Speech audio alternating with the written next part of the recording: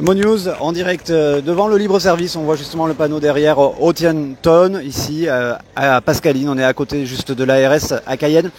Un jeune homme qui vient donc d'être tué par balle. C'était juste après 13 heures en pleine journée. On est avec Christian Faubert, le premier adjoint à la maire de Cayenne.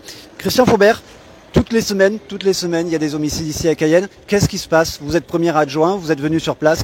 Comment vous vivez les choses?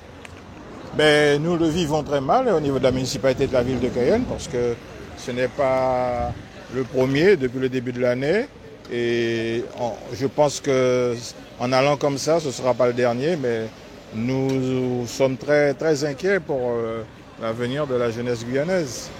Qu'est-ce qui vous fait dire que ça ne sera pas le dernier? Mais vu les circonstances plus ou moins que j'ai pu avoir, ce sont des choses qui me préoccupent. Parce que quand un jeune est tué pour rien ou pour, je ne sais pas, mais ce sont des choses qui préoccupent. Et surtout quand c'est la jeunesse qui meurt. N'oubliez pas que mardi dernier, un jeune de moins de 20 ans a été tué balle à la tête. Non, ça devient grave au niveau de la ville de Cayenne. Il y a eu également le week-end précédent 2 tentatives de meurtre au village chinois. 2 soirs de suite, 2 jeunes qui ont pris 2 balles. C'est quasiment toutes les semaines, plusieurs fois par semaine. C'est quasiment toutes les semaines, voire plusieurs fois dans la semaine. Et quand on regarde bien, ce sont des règlements de compte et ça tue l'image même de la ville de Cayenne et de la Guyane. Vous avez pu parler avec les habitants là? Non, je n'ai pas parlé avec aucun habitant puisque je viens tout juste d'arriver. Mais non, j'ai parlé avec personne. Vous l'avez évoqué, Christian Faubert, c'est la piste du règlement de compte, très clairement, là, une nouvelle fois, plusieurs balles. On a l'impression presque, excusez-moi du raccourci, d'être dans certains quartiers de Marseille. Est-ce qu'il y a une solution justement?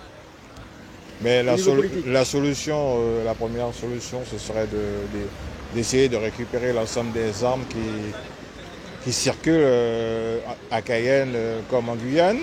Deuxième solution, je pense qu'il faudrait, sur le plan pénal, durcir les peines parce que plus ça va, plus les jeunes ne comprennent pas que la vie a de l'importance. Même celui qui tue comme celui qui est mort, la vie a de l'importance. Et ça, il faudra que tout le monde en prenne conscience.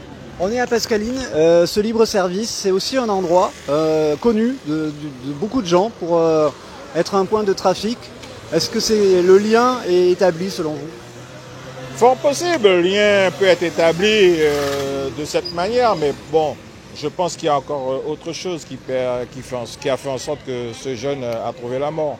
Parce que quand on tue quelqu'un avec 8 balles, ce ne sont pas des meurtres anodins. Alors il y a peut-être quelque chose, il n'y a peut-être pas forcément pour du trafic de drogue, mais il y a quand même un précédent qui permet à ce que la violence peut être perpétrée à ce niveau.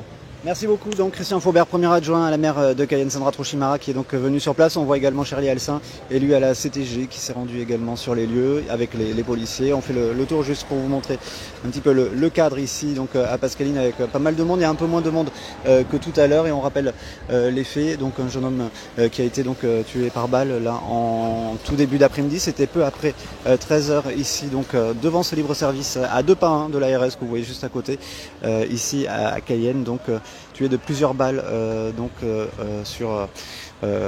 c'est en début d'après-midi. La police judiciaire est sur place, la police globalement technique et scientifique également qui est là et qui procède au premier prélèvement.